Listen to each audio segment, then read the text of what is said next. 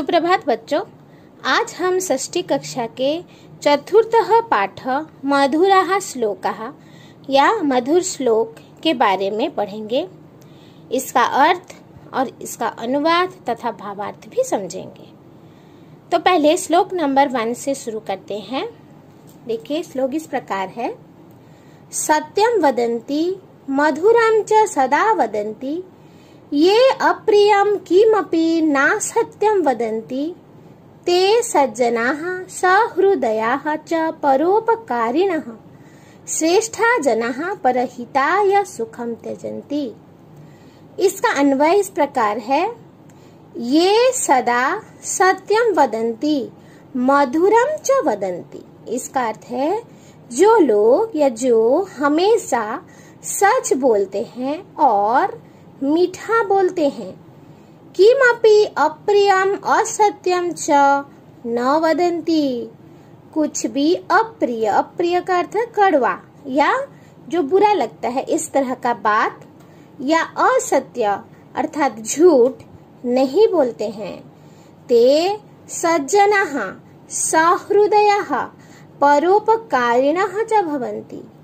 वे लोग सज्जन, सहृदय मतलब अच्छे मन वाले या विशाल मन वाले या दयालु स्वभाव वाले और परोपकारी अर्थात दूसरों को भला करने वाला, दूसरों का उपकार करने वाले होते हैं। श्रेष्ठा जना परहिताय सुखम त्यजन्ति। इस तरह के लोग श्रेष्ठ लोग हैं और ये श्रेष्ठ लोग दूसरों के हित के लिए, दूसरों की भलाई के लिए सुख का त्याग करते हैं, अपने सुख को छोड़ देते हैं। अभी चलिए इसका भावार्थ समझते हैं। ये जना सदा सत्यम मधुरम च वदन्ति। जो लोग हमेशा सच और मीठा बोलते हैं। कदापि किमपि अप्रियम असत्यम च न वदन्ति। कभी भी कुछ भी अप्रिय या असत्य नहीं बोलते हैं। ते जना सज्जनाः भवन्ति। वे लोग सज्जन होते हैं, अच्छे लोग होते हैं। ते सरल हृदयाः परोपकारिणः च भवन्ति। वे सरल स्वभाव वाले या सीधे मन वाले, साफ सुथरे मन वाले और परोपकारी होते हैं। सदा अन्येषां जनानां परोपकाराय जीवन्ति। हमेशा दूसरे लोगों के परोपकार के लिए ही जीते हैं। श्रेष्ठा जनाः उत्तमा जनाः अन्येषां सुखाय स्वसुखं त्यजन्ति। श्रेष्ठ लोग या उत्तम लोग दूसरों के सुख के लिए अपने सुख का त्याग करते हैं। परहिताय निजं सुखं त्यजन्ति। दूसरों के भलाई के लिए अपना सुख का त्याग कर देते हैं। तो बच्चों, इस श्लोक के माध्यम से हमने यह जाना कि जो श्रेष्ठ मनुष्य, जो सज्जन मनुष्य होते हैं, वे हमेशा सच बोलते हैं और मीठा बोलते हैं। किसी को चोट पहुंचाने जैसी बात नहीं करते या कभी भी झूठ नहीं बोलते हैं। और इस तरह के श्रेष्ठ लोग दूसरों की भलाई के लिए, दूसरों का उपकार करने के लिए अपने सुख का भी त्याग कर देते हैं। वो कभी अपने सुख के बारे में नहीं सोचते, वो हमेशा दूसरों के भलाई के बारे में ही सोचते हैं।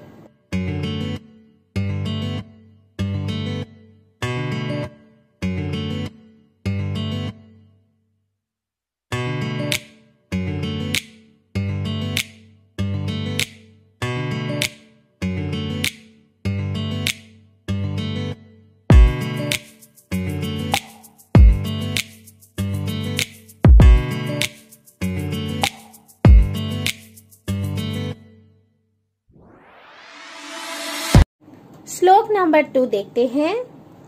उद्यमेन हि सिद्ध्यन्ति कार्याणि न मनोरथैः न हि सुप्तस्य सिंहस्य प्रविशन्ति मुखे मृगाः। इसका अन्वय कार्याणि उद्यमेन हि सिद्ध्यन्ति मनोरथैः न। कार्याणि का अर्थ है सारे काम, जो भी काम हम लोग करते हैं वे सारे काम उद्यमेन ही सिद्ध्यन्ति, उद्यम या परिश्रम या मेहनत से ही पूरे होते हैं। मनोरथ ही न हो, मन के भावनाओं से नहीं। अगर हम कोई भी मेहनत ना करें और सिर्फ मन में सोच लें कि ये काम हो जाएगा, तो काम कभी पूरा नहीं होगा। जिस तरह सुप्तस्य सिंहस्य मुखे मृगाः न प्रविशन्ति। सुप्तस्य मतलब सोए हुए, जैसे देखो पिक्चर में दिखा है बच्चों, सोए हुए शेर के मुंह में मृगाः हिरण या जानवर न प्रविशन्ति प्रवेश नहीं करते। अगर शेर खाने के लिए प्रयास नहीं करेगा तो क्या जानवर उसके मुंह में अपने आप चले आएंगे? तो हमें कोई भी काम को सिद्ध करने के लिए या पूरा करने के लिए उद्यम या मेहनत करना ही होगा। तो इसका भावार्थ देखते हैं। सर्वाणि कार्याणि परिश्रमेण एव सफलानि भवन्ति। सारे काम परिश्रम से ही सफल होते हैं। केवलम इच्छया न, केवल इच्छा कर लेने से नहीं या मन में सोच लेने से नहीं। भोजनाय पशून् प्राप्तुम सिंह अपि प्रयासम करोति। भोजन के लिए पशुओं को पाने के लिए शेर भी प्रयास करता है। शेर जंगल का राजा है, लेकिन फिर भी उसको खाना खाने के लिए मेहनत या प्रयास करनी पड़ती है। सुप्तस्य सिंहस्य मुखे पशवः स्वयमेव प्रवेशम न कुर्वन्ति। सोए हुए शेर के मुंह में जानवर खुद ब खुद प्रवेश नहीं करते। अर्थात शेर को भी जानवरों के पीछे दौड़ना पड़ता है, उसको मेहनत करनी पड़ती है। इसी तरह बच्चों, कोई भी काम में सफलता पाने के लिए या किसी काम को सफलता पूर्वक पूरा करने के लिए हमें मेहनत या परिश्रम करनी ही होगी। हमें मेहनत करना पड़ेगा।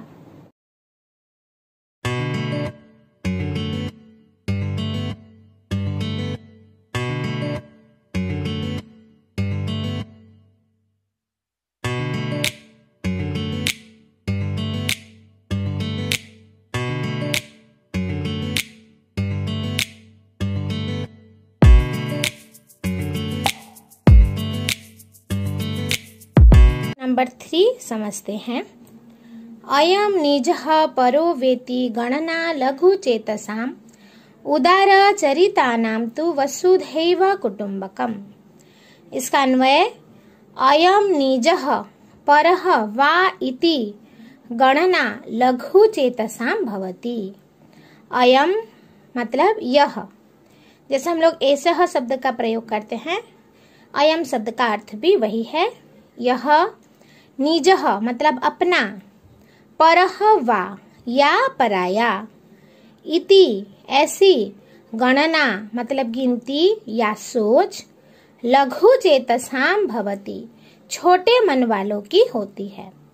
इसका अर्थ है, जिन लोगों का मन छोटा है, छोटे मन वाले लोगों की गिनती या सोच कैसी होती है ना, वो यह मेरा है या यह पराया है, इस तरह के भावनाओं से ग्रस्त होते हैं। उदार चरितानाम तु वसुधा एव कुटुम्बकम भवति। परंतु उदार चरितानाम, जिनके मन उदार हैं, जिनका मन बड़ा है, विशाल मन वाले हैं, उनके लिए तो पूरी पृथ्वी, वसुधा अर्थात पृथ्वी, ये पूरा संसार ही कुटुम्बकम मतलब परिवार के जैसा होता है। यहाँ वेति शब्द को अलग करा गया है, देखोगे वा इति मिलके वेति बना है और वसुधा और एव मिलके वसुधैव बना है। भावार्थ समझते हैं। अयम जनः मदीयः अस्ति अथवा परकीयः अस्ति, ये जना एवं चिन्तयन्ति तेषां हृदयं लघु भवति। यह मनुष्य मेरा है, अपना है या पराया है, जो लोग ऐसा सोचते हैं उनका हृदय या उनका मन लघु मतलब छोटा होता है। छोटे मन वाले लोग होते हैं जो सोचते हैं कि ये मेरे रिलेटिव्स हैं, ये मेरे परिवार के आदमी हैं। लेकिन ये साम हृदयम विशालम भवति, जिनका मन विशाल होता है, बड़ा होता है, तेभ्य संपूर्ण पृथ्वी परिवार इव भवति, उनके लिए पूरी पृथ्वी या पूरा संसार परिवार के समान होता है। इसका अर्थ क्या हुआ कि जिनका मन छोटा होता है वो अपने पराये में भेद करते हैं, भेदभाव करते हैं। वो सिर्फ अपने ही परिवार जनों के बारे में ही सोचते हैं। लेकिन जिनका मन बड़ा होता है वे सारी पृथ्वी को, सारे संसार के लोगों को अपने परिवार के समान मानते हैं। वे उनके दुख से दुखी होते हैं और उनके सुख से सुखी होते हैं।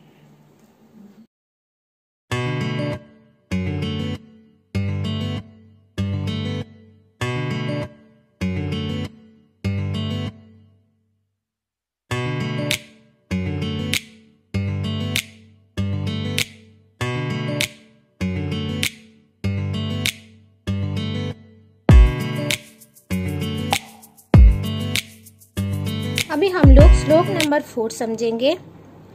प्रिय वाक्य प्रदानेन सर्वे तुष्यन्ति जन्तवः तस्मात् तदेव वक्तव्यम वचन का दरिद्रता। इसका अन्वय इस प्रकार है।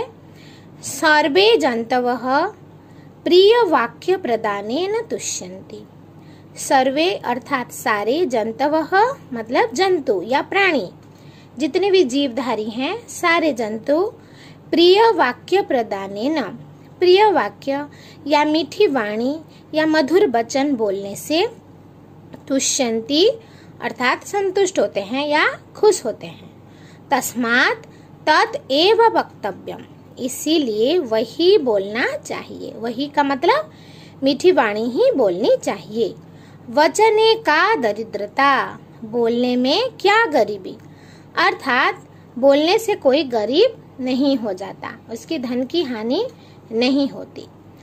इसका भावार्थ है यदि वयं सर्वे ही सह मधुरं वदिष्याम तदा सर्वे जनाः प्रसन्नाः भविष्यन्ति। अगर हम सबके साथ मीठा बोलेंगे, अच्छा व्यवहार करेंगे, मीठी बात करेंगे, तब सारे लोग प्रसन्न होंगे। कोई भी मनुष्य कड़वी बातें या कड़वा व्यवहार पसंद नहीं करता। सब कोई अच्छी बातें, मीठी बातें ही पसंद करते हैं।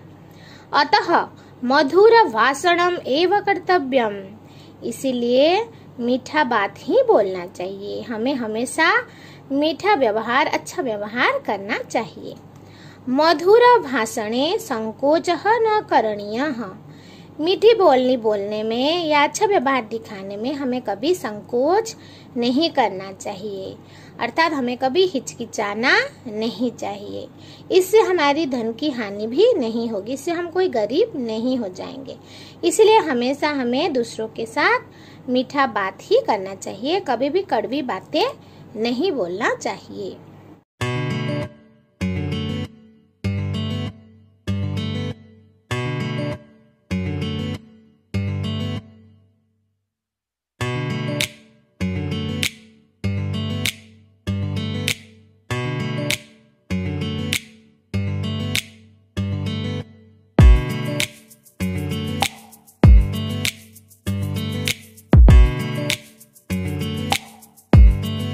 अभी अंतिम श्लोक, श्लोक नंबर 5 में चलते हैं।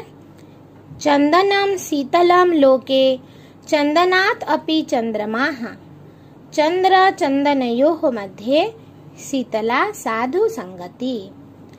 अन्वय है लोके चंदनम शीतलम भवति। लोके मतलब इस संसार में चंदन शीतल होता है। जब भी गर्मी लगती है लोग चंदन का व्यवहार करते हैं, क्योंकि चंदन ठंडक प्रदान करने वाला होता है। लेकिन चंदनात् अपि चंद्रमाः शीतलम भवति, चंदन से भी चांदनी या चंद्र के किरण और अधिक शीतलता प्रदान करती है। चंद्र चंदनयोः मध्ये साधु संगति शीतला भवति। लेकिन चंद्र और चंदन से भी उनके बीच साधुओं की संगति या साधुओं का सत्संग करना, साधुओं के साथ उठना बैठना, मेल मिलाप करना और अधिक शीतलता प्रदान करने वाला होता है। ठीक है, तो इसका अर्थ क्या हुआ देखो, भावार्थ संसारे चंदनम शीतलम भवति। इस संसार में चंदन शीतल होता है। चंद्रः चंदनात् अपि अधिकः शीतलः भवति। चांद चंदन से भी ज्यादा शीतल होता है। चंद्रस्य चंदनस्य च मध्ये सज्जनानां मित्रता अधिका शीतला भवति। चांद के और चंदन के बीच सज्जनों की मित्रता या सज्जनों के अच्छे लोगों के साथ दोस्ती अधिक शीतलता देने वाली होती है। अर्थात सज्जनानां मित्रता चंद्रात् चंदनात् च अधिका शीतला भवति। अर्थात सज्जनों की मित्रता चंद्र से और चंदन से भी ज्यादा ठंडक देने वाली होती है। अतः सज्जने ही सह मित्रता करणीया। इसलिए सज्जनों के साथ दोस्ती करनी चाहिए। हमें हमेशा अच्छे लोगों के साथ उठना बैठना चाहिए, उनसे मेल मिलाप करना चाहिए, उनकी बातें सुननी चाहिए। क्योंकि अगर अच्छे लोगों के साथ मिलेंगे जुलेंगे तो हमारे मन को शांति मिलती है, हमें ठंडक प्रदान होती है, जो कि चंदन और चंद्र से भी ज्यादा शीतलता प्रदान करने वाली होती है। धन्यवाद।